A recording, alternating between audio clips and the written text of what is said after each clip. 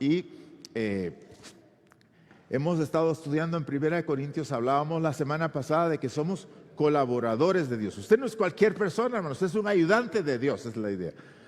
Usted está ayudando a Dios. No es que Dios lo necesite como para contribuir, pero el Señor quiere, a través de lo que Él está haciendo, nos ha invitado a meternos con Él, a aprender cómo Él está bendiciendo, cómo está ayudando, cómo está tratando de bendecir a los demás. Y hablábamos de esa figura. Ahora vamos a hablar de otra, la figura de 2 Corintios capítulo 5, versículo 20. Y lo tenemos juntos, vamos a leerlo y a repetirlo. 2 Corintios 5, 20. Así que somos embajadores en nombre de Cristo, como si Dios rogase por medio de nosotros, os rogamos en nombre de Cristo, reconciliados con Dios. Vamos otra vez, leámoslo juntos. Así que somos embajadores en nombre de Cristo, como si Dios rogase por medio de nosotros, os rogamos en nombre de Cristo, reconciliados con Dios.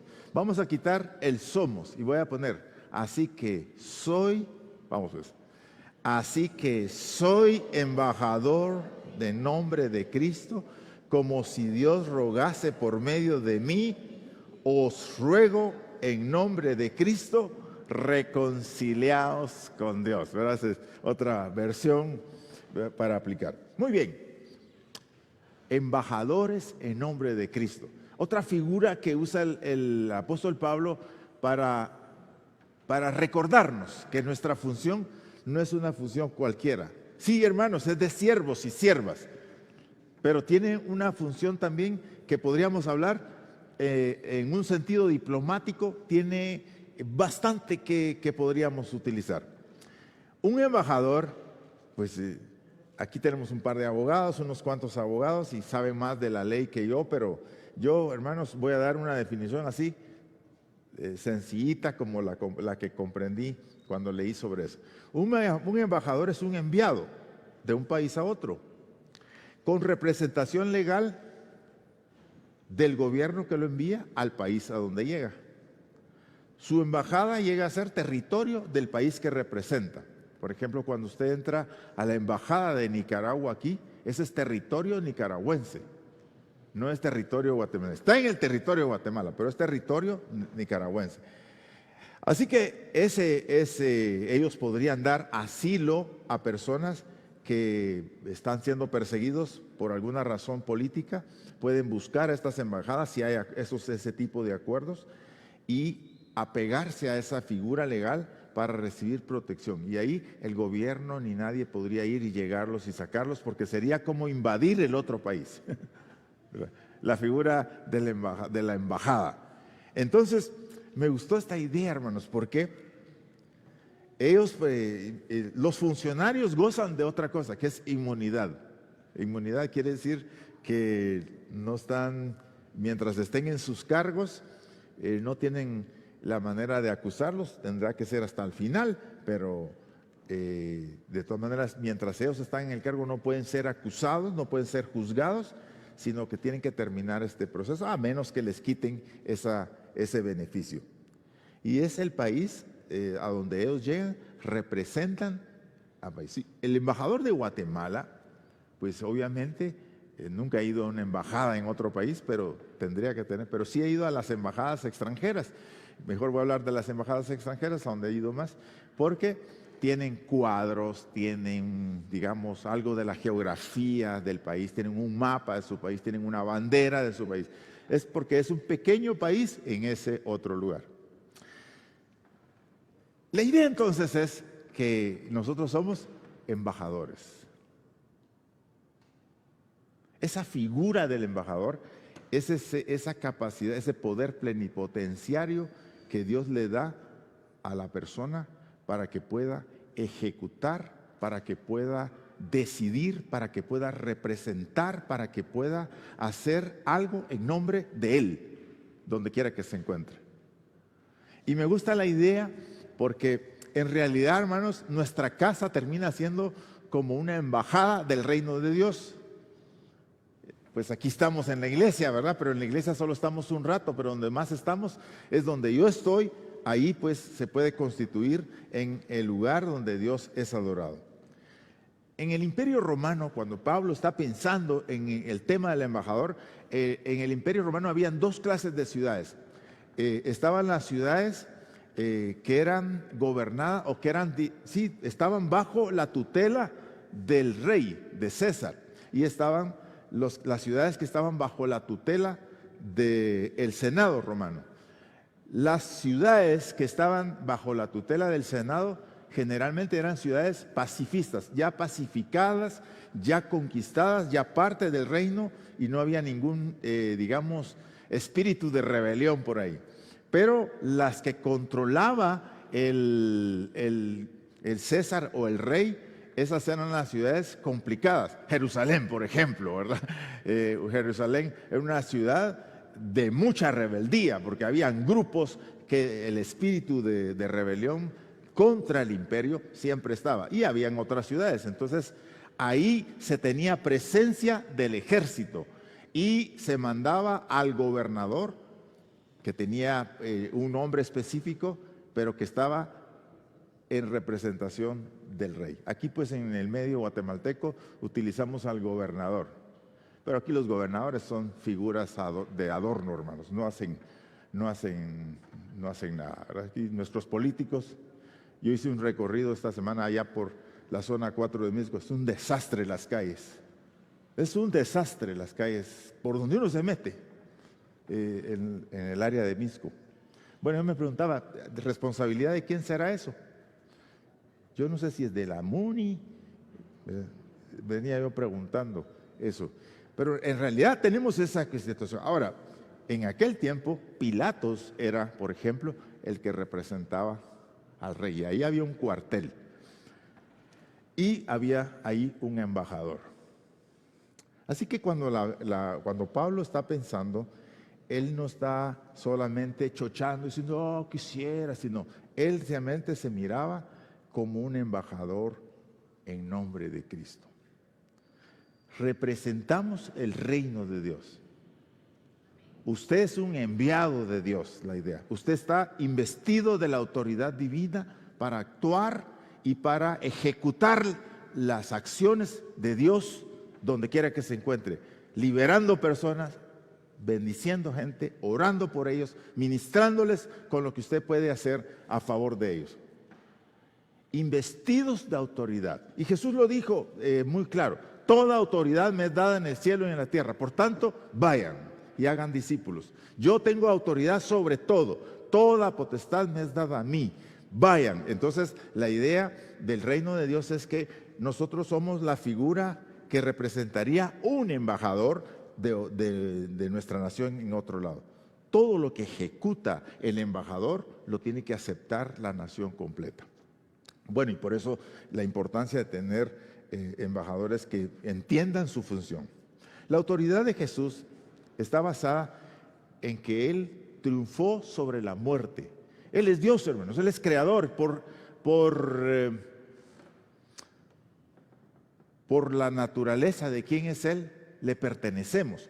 Pero el tema de la autoridad de Cristo no solamente está ganada porque es Dios, sino porque Él luchó contra las fuerzas del mal para liberarnos y para establecer su autoridad. Él lo dice así, toda autoridad me es dada en el cielo y en la tierra. Mateo 28, 19 y 20. Toda autoridad me es dada en el cielo y en la tierra. Y es entonces, dice la palabra, Jesús habla de la autoridad que Él tiene. No cae a tierra ni la hoja de un árbol sin su voluntad. Él pone reyes y quita reyes y cambia los tiempos y las ciudades. Estamos hablando de la autoridad de Jesús. El Rey de reyes y Señor de señores, dice Apocalipsis. Él lo sabe todo, Él lo puede todo y Él está en todas partes. Hablando de la autoridad del Señor, el que nos ha enviado. Así que cuando Jesús nos envía, no hay nadie que pueda decir. Por eso Romanos 8 dice, ¿quién acusará a los escogidos de Dios? ¿Quién? Diga, ¿quién? Dice Pablo. No hay nadie, hermanos. Ni ángeles, ni principados, ni lo presente, ni lo porvenir. Nada. Porque el Señor es Señor en el cielo y arriba de los cielos, en la tierra y debajo de la tierra, y en presencia son las figuras que se utilizan.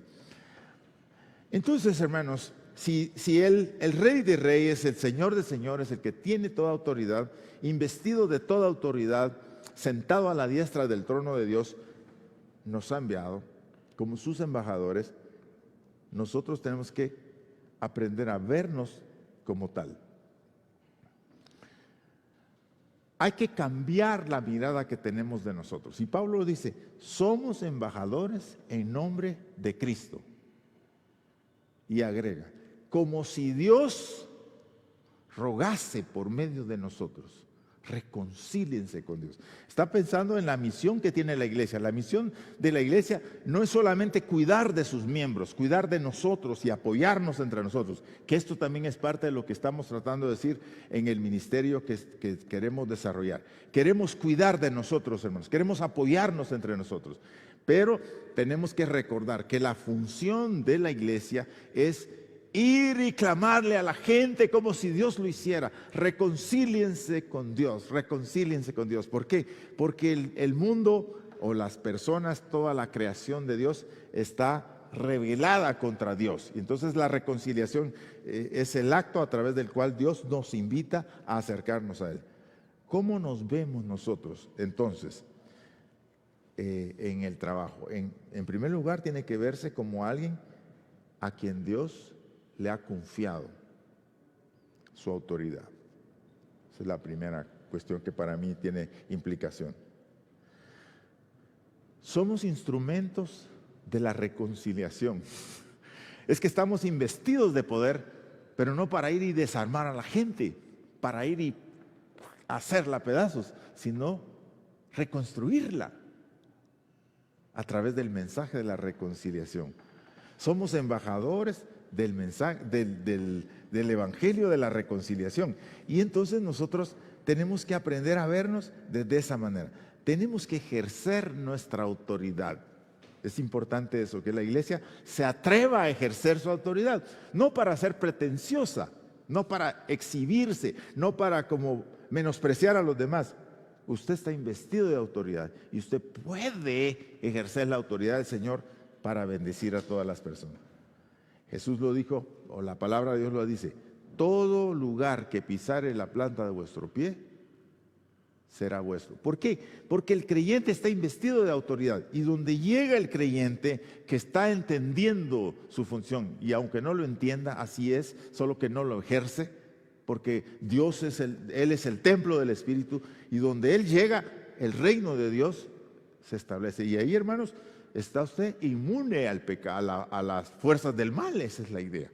Usted tiene la autoridad ahí, pero uno no se ve así, uno se ve al contrario.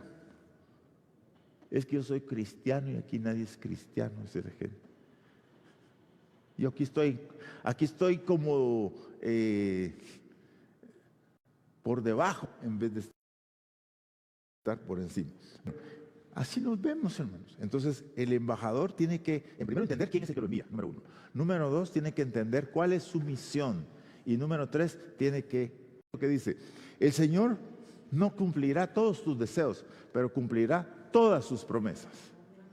Hermanos, a veces tenemos deseos impropios, inadecuados, ¿verdad? No son necesarios para que la vida funcione. Pero lo que sí ha prometido el Señor es, Él cumplirá todas sus promesas de acuerdo a sus riquezas en gloria. ¿Verdad? Él es el Rey, el Señor de señores. Así que somos representantes en nombre de Cristo. Yo creo que es importante vernos que hay honor en esto. Esa es la razón por la que David, cuando en 2 de Samuel, cuando David se encuentra con Dios hablando sobre él, y el Señor le dice, Señor, yo tengo una idea, que quiero construir una casa, dice David al Señor. Entonces el Señor le dice, mira David, yo tengo una idea para vos. Yo quiero construirte a vos una casa. Pero él no estaba hablando de una casa física, sino le dijo, yo haré que de ti venga el deseado de todas las naciones. Entonces cuando David mira eso, dice, ¿quién soy yo y quién es mi casa? para que tú la veas y la exaltes. Entonces esa es la parte del honor, hermanos, en que el Señor nos haya amado, el que el Señor nos haya escogido, el que el Señor haya depositado en nosotros su autoridad, es una posición de honor. Entonces tenemos una posición honorífica delante de Dios. ¿Y qué quiere decir eso? ¿Quién acusará a los escogidos de Dios? No hay nadie. Estamos libres de condenación, dice la palabra. ¿Por qué? Porque el Señor en Cristo Jesús, al amar a su Hijo y al haber recibido a su Hijo, nosotros llegamos a tener esa posición de honor. Es importante vernos en esa posición también. Actuamos con esa autoridad delegada. Buscamos que el nombre de Jesús sea conocido y enfrentamos los males del pecado del hombre. También. Tanta es la autoridad que el Señor dice: y a ti te daré las llaves del reino de los cielos, para que todo lo que atares en la tierra será atado en los cielos, y todo lo que desates en la tierra será desatado en los cielos. Llaves, hermanos, las llaves es la autoridad. Nosotros hemos dicho que el que tiene las llaves, dice San Pedro, la autoridad del reino está en nuestras manos. Nosotros podemos abrir con la autoridad del Señor. Entonces la autoridad del Señor es que ha hecho que su iglesia pueda remitir los pecados. No que la iglesia, digamos, sea la que les perdona en el sentido, sino la que afirma la obra de Cristo. Cristo te ha perdonado. Es una de las cosas que le decimos al nuevo creyente. Si has creído en Jesús, Él te ha perdonado. Si has creído en Jesús, Él te ama. Y si has creído en Jesús, Él va a cuidar de ti. Lo que la iglesia afirma, ¿no? Entonces nosotros dice, todo lo que afirme la iglesia será respaldado en el cielo. Los embajadores por medio de los cuales Dios ruega. Embajadores en nombre de Cristo. Como si Dios rogase por medio de nosotros. Y Pablo agrega, reconciliaos con Dios. Porque él está hablando a los conciliados. La reconciliación es el acto por medio del cual Dios nos perdona. No es que Dios esté enojado con los seres humanos, hermanos. El acto de la reconciliación, ay, gracias, hermano. El acto de la reconciliación no va porque Dios está peleando con usted, porque Dios está enojado con usted, porque Dios le ha dado la espalda a usted, así. No. El acto de la reconciliación es un asunto que Dios resuelve la rebeldía que ha habido en nuestro corazón, de vivir a sus espaldas, de alejarnos de Él. Y por eso es que el llamado que la iglesia hace es arrepentidos y convertidos. ¿Por qué? Porque los seres humanos hemos pecado, así que hemos pecado sin excepción. Y lo que necesitamos es ser reconciliados. ¿Y cómo nos reconciliamos? A través de Jesús. Y cuando Jesús llega a ser nuestro Salvador, usted llega a entender que Jesús no murió solamente por el mundo, sino que murió por usted, el Señor dice que hemos sido reconciliados. Pero cada quien ha pecado. ¿Por qué? No es que hemos pecado haciendo cosas depravadas, hermano, sino, dice la Biblia, que el que sabe hacer lo bueno y no lo ha hecho, se le cuenta como pecado. Hemos pecado, hermanos, hemos pecado haciendo cosas malas, pero hemos pecado no haciendo las cosas buenas que sabemos que tenemos que hacer. Hay mucho que hemos dejado de hacer que ha ofendido a Dios. Isaías 58, Isaías 58, ¿cuál es el ayuno que yo escogí? No es que cortes las cargas de opresión, no es que dejes de estar señalando a mis hijos, no es el ayuno que yo escogí que el hombre se abstenga de robarle al prójimo, de oprimir al agraviado, de aplastar más al otro.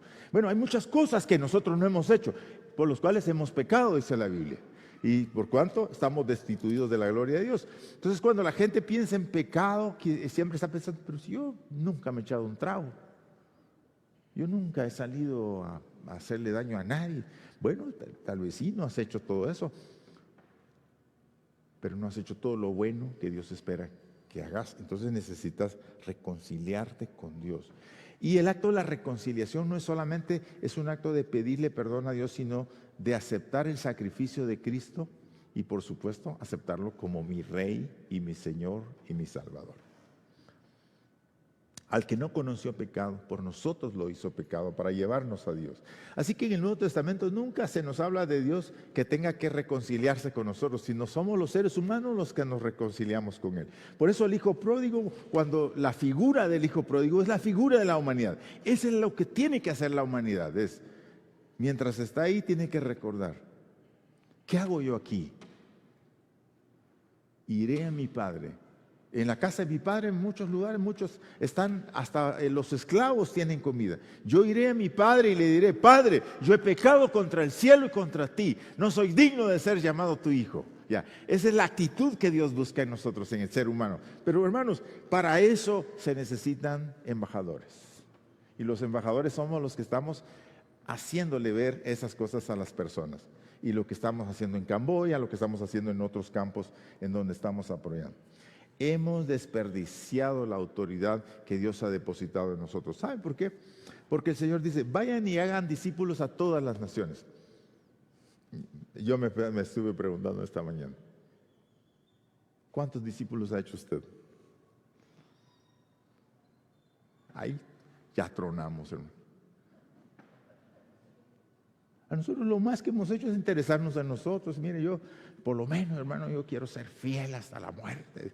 Pero hay gente que ni con ellos ha podido. Entonces, algo está pasando en nosotros, en la iglesia. Entonces, la iglesia tiene que ver que no está haciendo bien su función y tiene que retomar la función que Dios quiere. ¿Por qué? Porque el Señor dice que el que se interesa, el que cuida la higuera, comerá de sus frutos. Y el que se interesa en los negocios de su Señor, recibirá honra. Entonces yo veo un problema, hermanos, que el mensaje de la reconciliación ha estado encerrado, atrapado, y eso es pecado. Lea Isaías 58 al llegar a su casa y se va a dar cuenta que una de las demandas que Dios hace a su pueblo es: ustedes no ayudaron al necesitado.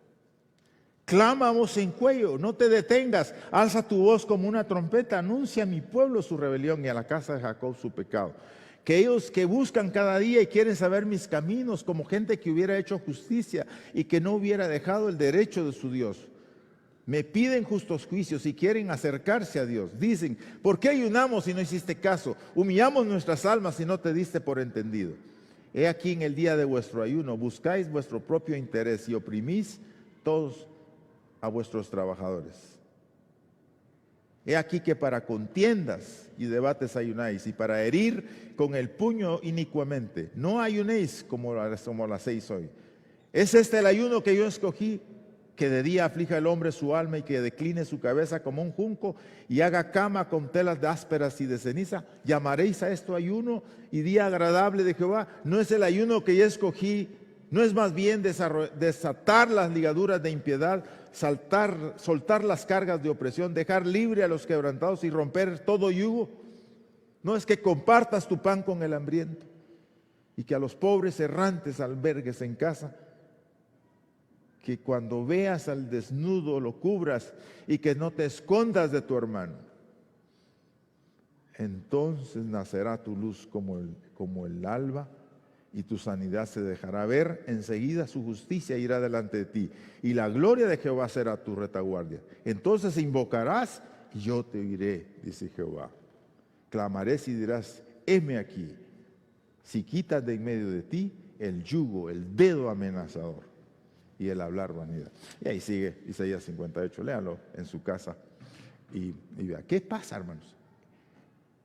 La reconciliación debe comenzar en los embajadores. O sea que nosotros debemos de reconocer que no hemos hecho la tarea tal y como Dios ha esperado que la hagamos. En la vida no hemos hecho todo lo que podemos hacer, hermanos. Hemos desperdiciado energías que el Señor nos dio para que podamos utilizarlas en bien de los demás. Entonces ahí está la primera cosa. Pero la segunda cosa es, necesitamos vernos como instrumentos del Señor. Cuando nosotros fuimos a Nicaragua en el 96, fuimos a visitar Nicaragua porque íbamos a comenzar la obra misionera. Cuando uno entra por Guasaule, que es la frontera entre Choluteca, Honduras, y luego entra uno a Nicaragua, comenzamos a ver en las fincas, hermano, habían grandes fincas y habían grandes casas y comenzamos a ver tractores, camiones y bailovers, toda clase de maquinaria pesada y agrícola. Pero en algunos lugares las vimos y impresionados que las fincas tenían todo su equipón para hacer carreteras, para cosechar, para lo que fuese, ¿no? Pero poco a poco nos fuimos adentrando y comenzamos a ver que toda la maquinaria estaba abandonada, oxidada y arruinada. Y entonces comenzamos a hablar con los vecinos y dice, bueno, es que esa máquina nos la dio el gobierno, pero la usamos hasta que se nos arruinó. Maquinaria arruinada por todas partes. La gente la usó hasta que se arruinó. Entonces yo me puse a pensar, hermano, si a veces eso es lo que pasa con la iglesia, que la iglesia trabaja hasta que se arruina. Y no hay quien la repare. No hay quien la reinicie, no hay quien le haga el servicio. Entonces necesitamos hacer cambios en nuestra congregación para reiniciarnos entre nosotros. ¿Pero por qué? Porque la mentalidad de Dios o el deseo de Dios es que nosotros contribuyamos para el bien de los demás. Y termino diciendo, embajadores con un mensaje de reconciliación.